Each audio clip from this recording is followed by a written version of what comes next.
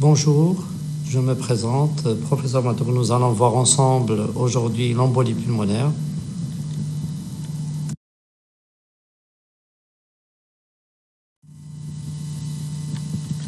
L'objectif de cette présentation est de définir ce que c'est que l'embolie pulmonaire, quelques mots sur la physiopathologie et ses conséquences, comment diagnostiquer une embolie pulmonaire, identifier les situations d'urgence et planifier leur prise en charge spécifique, connaître les signes de gravité d'une embolie pulmonaire et enfin la conduite à tenir devant une embolie quel que soit le type.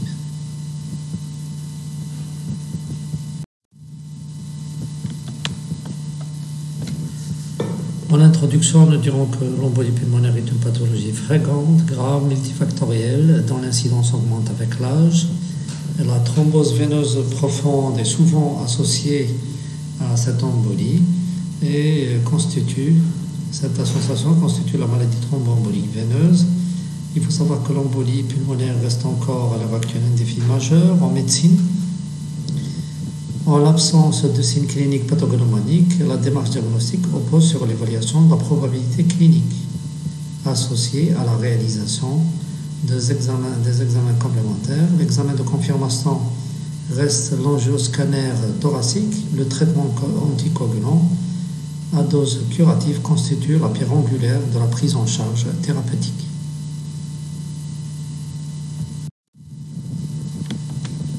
Sur le plan épidémiologique, l'incidence de l'embolie pulmonaire en France est estimé à plus de 60 sur 100 000 cas par an. Ce chiffre est probablement sous-estimé. Dans une étude récente réalisée sur une série autopsique de 1000 patients médicaux hospitalisés, il y avait une incidence de 16% de décès. 16% de ces décès avaient une embolie pulmonaire. La mortalité de l'embolie pulmonaire non traitée de l'ordre de 30 à 40%. Il faut savoir qu'il y a une absence de données statistiques en Algérie. Sur le plan physiopathologique, c'est au pathologiste berlinois Rodolphe Virchow, au milieu du XIXe siècle, revient le mérite d'avoir décrit les principaux mécanismes impliqués dans la survenue de la thrombose, qui recouvrent la triade suivante: un ralentissement de l'écoulement sanguin caractérisé par la stase sanguine, altération de la paroi vasculaire au facteur pariétal, c'est la lésion pariétale en elle-même. En 3, la modification de l'hémostase caractérisée par l'hypercoagulabilité ou la thrombophilie.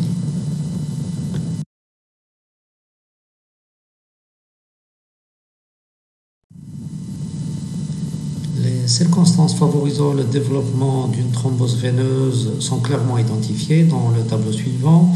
Nous allons voir d'abord qu'il y a des facteurs héréditaires.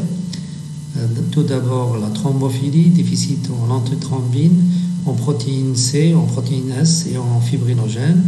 Facteur 5 de Leiden, résistance à la protéine C activée et mutation du gène de thrombine.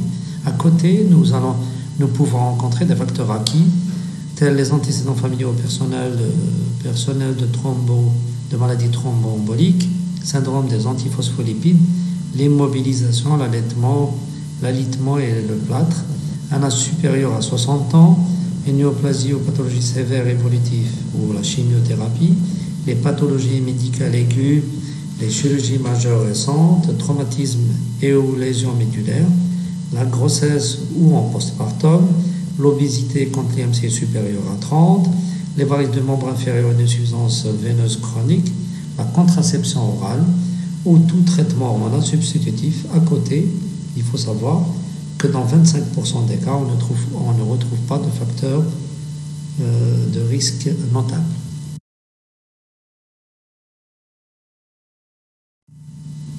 Ces différents éléments sont volontiers rassemblés dans les scores. Ces derniers permettent de déterminer une probabilité d'embolie pulmonaire et conditionnent l'approche diagnostique.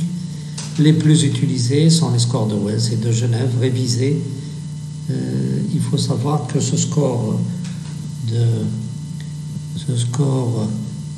Genève révisé compte des items, à savoir l'âge supérieur à 65 ans, les antécédents de maladies thromboemboliques, la chirurgie ou antécédents d'anesthésie générale, fracture de membre inférieure dans le mois précédent, un cancer actif en rémission depuis moins d'1 an, et sur le plan symptomatologique, essentiellement la douleur unilatérale des membres inférieurs, l'hémoptysie. Sur les signes cliniques, une fréquence cardiaque comprise entre 75 et 94 battements minute, une fréquence cardiaque supérieure à 95 battements minute, des douleurs à la palpation du trajet veineux ou œdème unilatéral des membres inférieurs. Ces items sont cotés. L'association et l'addition de cette cotation constitue le score. De 0 à 3, une probabilité faible. De 4 à 10, une probabilité intermédiaire. Supérieure ou égale à 11, une probabilité forte d'embolie pulmonaire. Quant au score de Wells, il regroupe les items suivants: antécédents de thrombose veineuse profonde ou d'embolie pulmonaire, une fréquence cardiaque supérieure à 100 par minute, une chirurgie récente ou une immobilisation, des signes de TVP, un diagnostic autre moins probable que l'embolie pulmonaire, hémoptysie et cancer. L'addition de la cotation de chaque item donne un score de 0 à 1, score faible, de 2 à 6, moyen, et supérieur à 7, fort. Pour expliquer sur le plan physiopathologique la sémiologie clinique atypique, il faut savoir que la naissance de l'embolie pulmonaire est secondaire à une obstruction des artères pulmonaires ou de leurs branches par des emboles, le plus souvent chloriques, qui proviennent soit de veines des membres inférieurs ou des veines pelviennes abdominales ou des cavités cardiaques droites ou des veines des membres supérieurs. Nous notons ici l'association étroite entre thrombose veineuse profonde et embolie pulmonaire.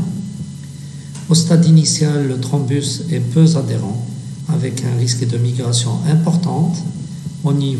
Il va arriver au niveau de l'arbre artère pulmonaire. Là, il sera lysé s'il n'est pas important en calibre par activation du système fibrinolytique physiologique. Mais si cet embole est important et gros de taille, il va engendrer des conséquences respiratoires et des complications hémodynamiques qui peuvent arriver jusqu'à l'arrêt cardiaque. Secondairement, ce thrombus va subir les signes de l'inflammation et va être organisé par la paroi veineuse, va le rendre adhérent.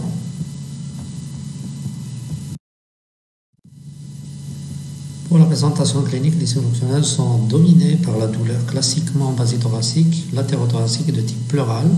Cette douleur peut être projetée à l'épaule ou à l'hippocampe. On peut rencontrer une fièvre souvent modérée. Une hémoptysie, si elle est présente, elle est souvent en rapport avec un infarctus pulmonaire. La dyspnée isolée souvent, elle peut être brutale, parfois progressive, en rapport avec une hypertension pulmonaire post-embolique. On peut rencontrer une tachycardie. L'hypoxie, quant à elle, est expliquée par l'hypertension artérielle pulmonaire, ou elle peut être également induite par les douleurs ou l'angoisse. Si on est en présence d'un état de choc ou d'une syncope ou de l'hypothymie, c'est en faveur d'une aggravation de l'embolie pulmonaire. Cette hypoxie peut être rencontrée dans 70% des cas. La cyanose, elle est rare, de l'ordre de 1%. La tachycardie est de l'ordre de 40%. Une insuffisance cardiaque droite peut être rencontrée, ou gauche, ou globale.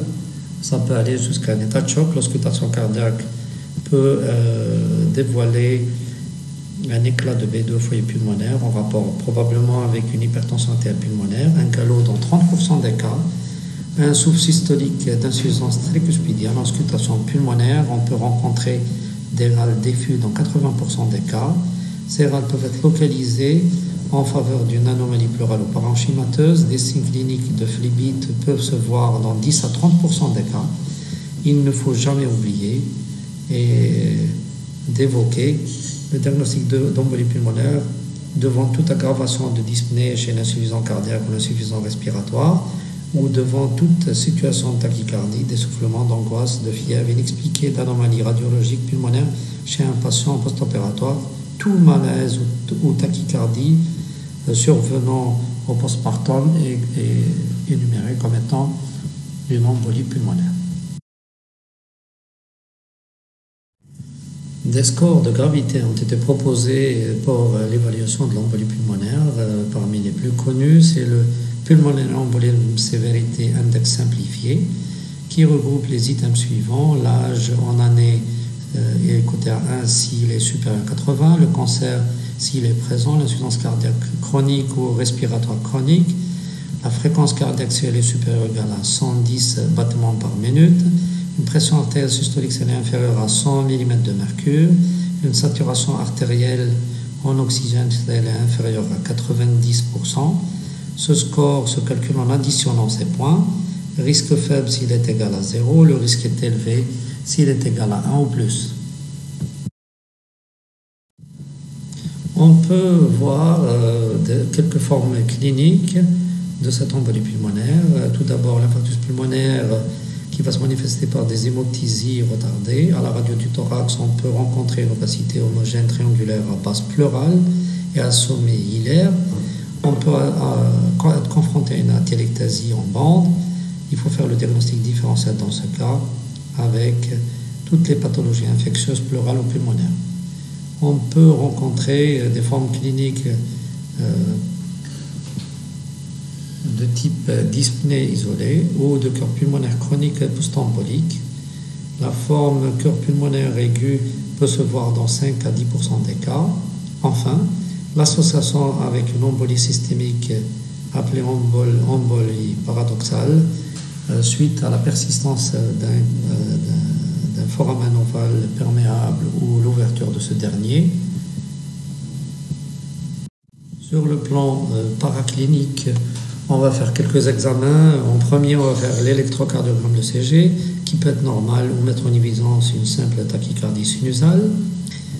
Dans quelques fois, on peut être confronté à une altération du complexe QRS et une déviation axiale dans 10% des cas droite, avec un aspect A5U3 dans 20% des cas, ou blanc de blanche droit, complet ou incomplet dans 30% des cas, des troubles de la repolarisation, des troubles du rythme auriculaire. La radiographie pulmonaire, quant à elle, le plus souvent elle est normale, mais elle n'élimine pas le diagnostic d'embolie pulmonaire. Quant au gaz du sang artériel, classiquement, on retrouve une hypoxie associée à une hypocapnie et qui est remplacée par une acidose si le patient est en état de choc. Au dosage biologique des dédimères, le plus souvent par méthode d'ELISA, la négativité en cas de suspicion faible ou modérée d'embolie pulmonaire doit faire remettre en cause le diagnostic. C'est donc bien leur valeur prédictive négative qui est utilisée. Car ce dosage a des limites. Il faut savoir que les dédimères sont élevés chez le sujet âgé, les femmes enceintes, les malades aux antécédents de maladies thromboemboliques veineuses et chez les patients en néoplasie active. L'angioscanner thoracique, quant à lui, c'est l'élément clé de l'examen. Une visualisation fiable jusqu'aux branches segmentaires, une sensibilité de l'ordre de 95% avec une spécificité de 80%. Il est peu performant, par contre, pour le diagnostic des embolies distales, mais il permet le diagnostic différentiel avec les pneumopathies et les tumeurs. Quant à la scintigraphie pulmonaire de ventilation-perfusion, cette dernière est réservée aux patients chez qui on ne peut pas faire d'angioscanner thoracique parce qu'ils ont des allergies, ou chez les femmes enceintes, où ils sont en insuffisance rénale ou présentent un myélome actif. Donc, contrairement au scanner dans ce cas, les caillots ne sont pas vus et on peut donc parler que de probabilité d'embolie pulmonaire. Ceci revient à dire que seules les scintigraphies normales ou très en faveur d'une embolie pulmonaire seront utiles et utilisées par le clinicien. Quant à l'écho Doppler veineux, une thrombose veineuse profonde est retrouvée dans 30 à 50% des embolies pulmonaires, comme ça a été souligné lors de l'introduction dans le cadre des maladies thromboemboliques veineuses. La sensibilité de l'échographie pour le diagnostic de thrombose veineuse profonde est supérieure à 90%. L'angiographie par résonance magnétique ne trouve pas de place ou d'indication dans cette pathologie. L'échographie cardiaque thoracique ou transœsophagienne, c'est un examen facile exécuté au lit du patient. Il permet d'évaluer la gravité de cette affection, la sévérité, le suivi thérapeutique. Il permet aussi de faire le diagnostic différentiel et de faire le contrôle des résultats thérapeutiques. La stratégie clinique, quand la probabilité est faible ou intermédiaire ou forte, quand elle est faible ou intermédiaire, on va faire le dosage des dédimères. S'il est inférieur à 500, on ne va pas traiter le patient comme étant présentant une embolie pulmonaire, on va rechercher autre chose. Si elle est supérieure à 500, on va s'adresser et on va faire un angioscanner à la recherche de thrombus.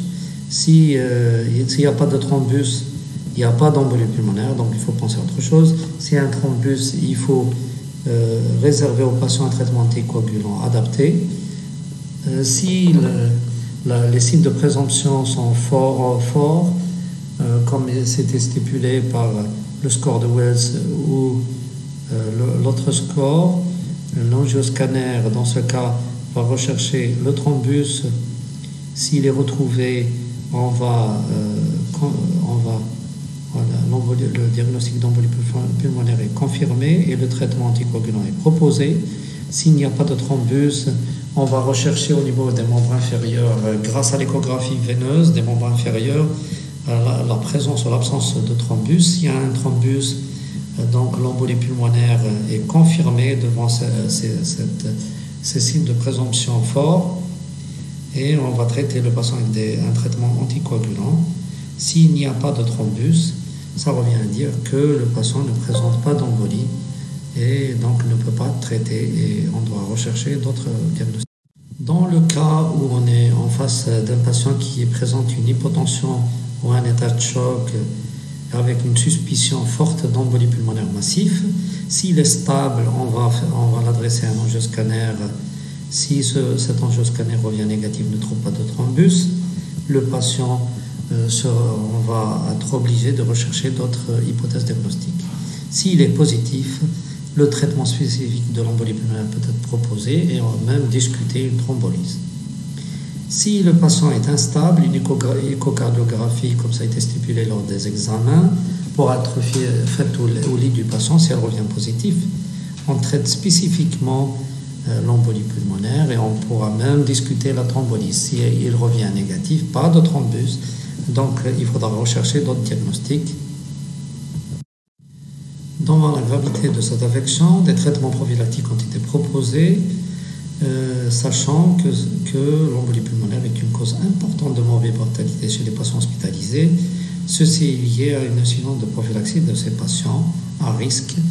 Donc en milieu chirurgical, ce risque a été subdivisé en risque thrombotique faible, thrombotique modéré et élevé, et en milieu médical, risque lié au patient ou à l'affection médicale. Les moyens qui étaient proposés regroupent des moyens de prévention médicamenteuse, à savoir les héparines non fractionnées, les HBPM, les antivitamines K et l'aspirine.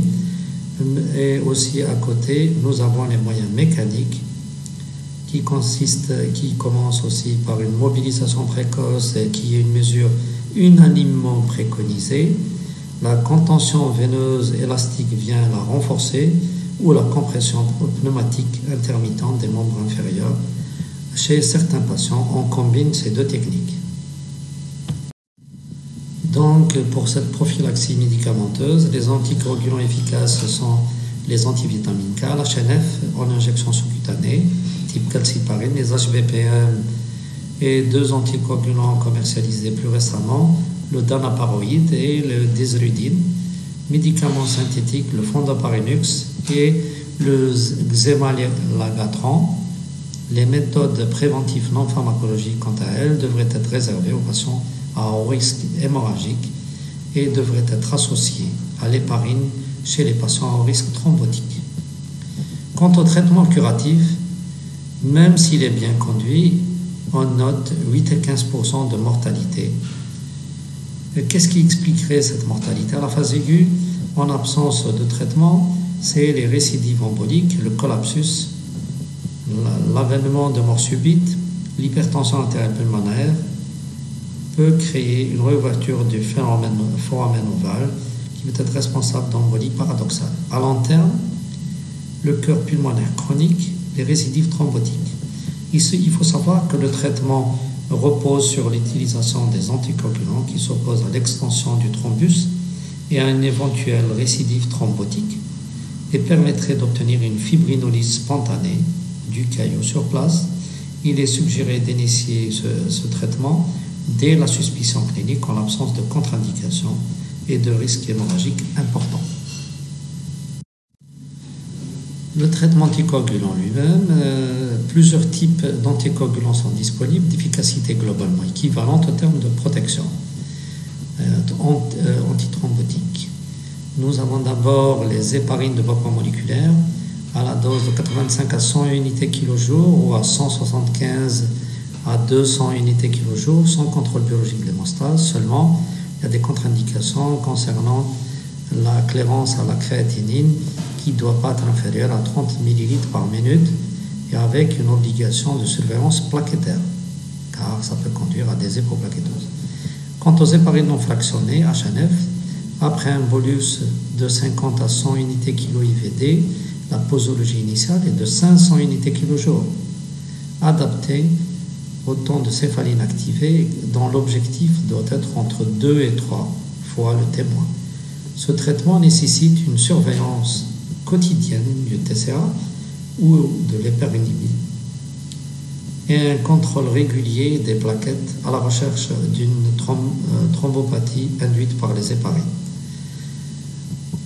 Les antivitamines K, quant à eux, inhibent la carboxylase hépatique, donc les facteurs vitamine K dépendants, à savoir le 2, le 7, le 9 et le 10. Son action anticoagulante n'est pas immédiate, donc nécessite d'abord et préalablement l'utilisation initiale d'héparine et une surveillance par dosage régulier de l'INR dont la cible doit être entre 2 et 3. Quant aux anticoagulants oraux directs AOD, pas de surveillance de l'hémostase. Ses principales contre-indications sont les atteintes rénales et hépatiques.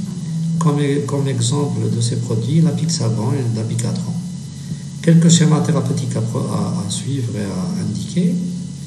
On peut mettre HBPM ou fondaparinux après relié par la VK ou HNF relié après par la VK. L'HBPM ou fondaparinux sont reliés par la VK, donc on va les conduire pendant la période de traitement. Les AOD avec ou sans traitement HBPM initial sans surveillance de l'hémostase.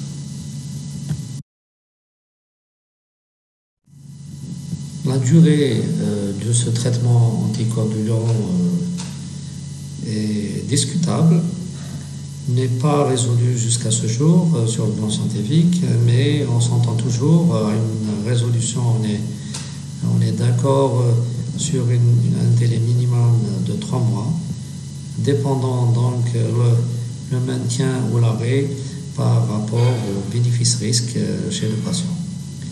Quant au traitement fibrinolytique, contrairement aux anticoagulants qu'on a vus avant, qui préviennent seulement l'extension et la migration du thrombus, les fibrinolytiques, quant à eux, ont une action directe et lytique sur le thrombus. Leur utilisation communément admise chez l'embolie, en état de choc, en complément d'un traitement anticoagulant, augmentant dans ce cas le risque hémorragique. Pour l'interruption cave avec filtre cave, elle est endovasculaire dans la veine cave inférieure pour prévenir la migration du thrombus dans l'artère pulmonaire de façon permanente ou temporaire, le plus souvent permanente. Ils sont indiqués en présence d'une TVP proximale et de risque où il y a un risque hémorragique contre-indiquant la mise sous anticoagulant ou dans le cas où on a une récidive de la TVP ou de l'embolie malgré un traitement anticoagulant bien conduit.